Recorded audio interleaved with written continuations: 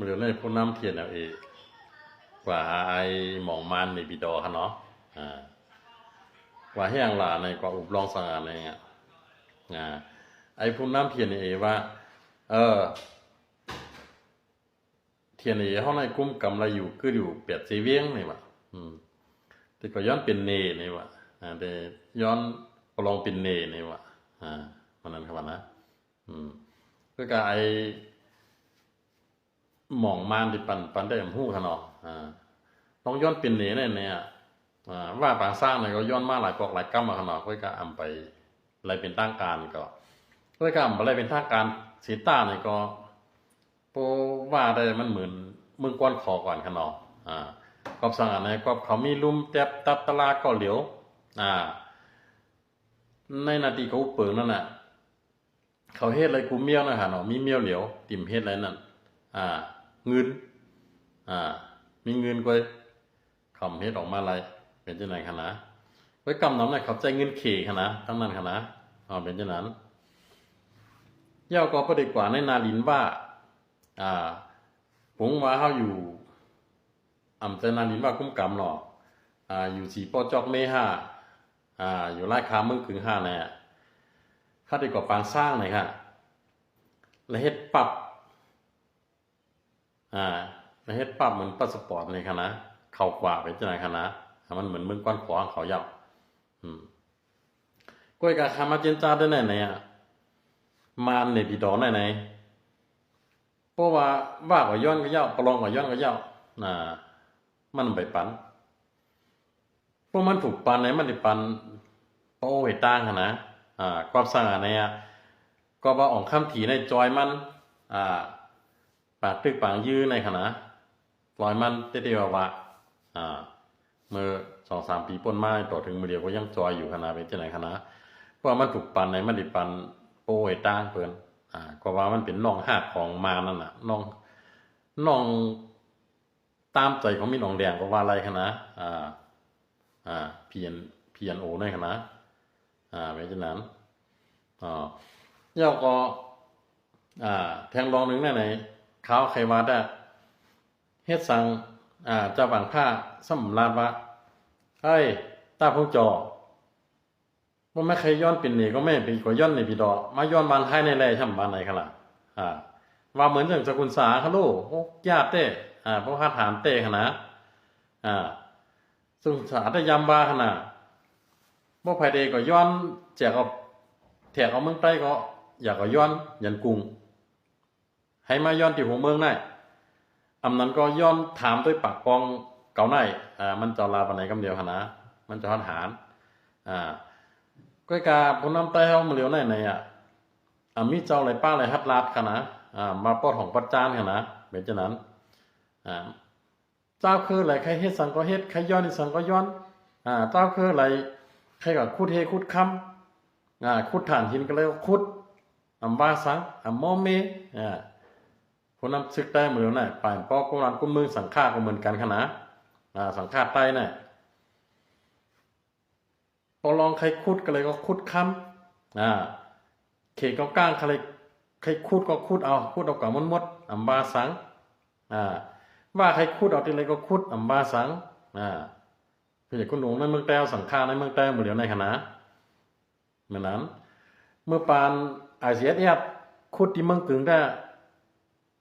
คุดฐานหินที่เมืองกึ่งคณะวันนั้นให้ปีกผมปีก็เดียวกว่าเอาไผ่เผาแบบเครื่องไม้เครื่องมือรถไมโครนันก้าคุดก้าสังนั่นเห็นไหนกำเดียวนะมันเลยน่าต่างเจ้าเครื่องมาคุดได้เงียบเสียบเหมือนหูหนวกตาบอดไว้นะมาสั่งฆ่ามาผู้ใหญ่คนหลงในเมืองใต้คนนั้นคนเมืองหาไหนนะมันบอกนานขนาดพวกใต้หนังก็ได้โลโอ้ยกูกันมากกันมีกูกันขึ้นใหญ่เอาเป็นเอาตายเป็นเจ้าหนันขนาดอาจารย์ไต้เอาขนาดก็นั้นมันขึ้นใหญ่นั้นเป็นเจ้าหนันขนาดลูกพื้นมาเป็น60 ปีปลายก็มันก็เหมือนไหนในมันเป็นเจ้าไหนขยับเป็นน้องขอแตกเรื่องด้วยค่ะยักแข่งในขนาดลูกพื้นมา10 ปีปลายขนาดเมื่อเขาในตึกกว่าไร13 เจเวียงขนาดหรือแทง4 เจเวียงไว้ขนาด ใครตึกอะไรหมดอ่ะเมืองเขานะจีเมืองอยากแข็งในขนาดเป็นฉะนั้นแล้วก็ฝรั่งในมาเรเพียนตัวในซึกลุกขึ้นของในเอเชียในขณะในอาเซียนเท่าในขณะในเมืองโฮมตุ่มห้ามใจว่าเมืองเลยครับในเมืองเอเชียในขณะฝรั่งในว่าซึกอยากแข็งในขึ้นใหญ่โต้ต้วนนะไม่เปิ้นแห้งก็ใหญ่ขี้ข้าใหญ่มากขนาดเนาะวันนั้นเขาว่าตามหมู่ดังจุ่มเนี่ยมีปลาลายจีขนาดซึกแต่ในลุกขึ้นมา60 ปีป่าเนี่ยมีลายจีขนาดเป็นฉะนั้นซึกอยากแข็งในลุกขึ้นมา10 ปีป่าในตึกไรยื้อไรเมืองเขาใน13 เวียงแล้วก็ไอ้กล้านาเผิกในมาทัดสางตัวในว่ามีซึกเอในกล้วยขึ้นใหญ่นะตัวต้นนะมันอะไรเขาว่าแห้งซึกก็ใหญ่แห้งเงินแห้งเครื่องกองกลางก็ใหญ่มันอะไรเขาว่าในมือเลี้ยวในคณะกำในห้ำซึกใต้เขาในพอได้เฮ็ดเสื้อไหนที่ติ๊กในคณะมันใจบุญเจ้าคณะเอาวัดตองใหญ่ละลายได้มันจะบุญเจ้าคณะพวกบุญเจ้าได้วัดตองใหญ่ได้เจ้าบุญเจ้าป้าเล็กป้าโลก็มาไว้ตาเขาอันนั้นได้มันใจจะนั่นเขาแหละว่าลูกพื้นได้คณะลูกพื้นในแห้งก่อมใหญ่บ้านเมืองก่อมไรในคุณในเวียงก่อมไรอยู่จ้อมหัวจ้อมลอยอยู่จ้อมบ้านดอกหน้าป่างที่ติ๊กแต่คำว่าได้มันเขาเปลืองมันนะครับเนาะเอาไปจ่ายคณะแทงหลาย10 ปีหลาย8 ปีก็มันก็เหมือนเก่าดิริมนี้ซ้ำปีอยู่ห้องกิดมากในขณะเป็นฉะนั้นเมื่อกูปอกในพี่น้องขอเจนจ้าด้วย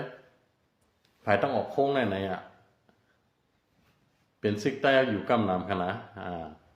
ตั้งเตียวเหนือจากเมืองยางมาถึงตั้งเกียงไฮตั้งเหนือจากเมืองลาวในคณะเมื่อเร็วในมันใครมีสังคณะมีจ้อมรอยเป็นตีจังไหนก้อยเป็นฉะนั้นตั้งยบย่อมของไต้เฮาในขณะเนาะก็จะคุณสาวางคืนกว่าในก็แห้งในอ่อนกว่ายบย่อมกว่าซ้ำมีเจ้าหัวปอจะซึกมาอยู่ไว้เมื่อเร็วในมีอยู่จ้อมรอยกำพ้องในขณะเนาะเพราะว่ามีเจ้าปอจะซึกได้เมียคณะซึกแต่เนี่ยเพราะตัวปอจะซึกแค่วันมานมือป่านนั่นก็แค่ว่าจอมเหนือจากเมืองไทยเนี่ยมีซึกว่าซึกมาน2 จุ่มในก็ยับยังดีคณะแต่พอจะซึกในยังแก่นแข็งไงก็ยังใจแข็งก็ยังต่อสู้ป่อมามีมาอยู่กึดไปอยู่ต่อมือเลียวนะฮะเนาะเอาค่ะอันข้าวใครมาลาแต่เจ้าไหนคณะเอาค่ะไม่สูงค่ะ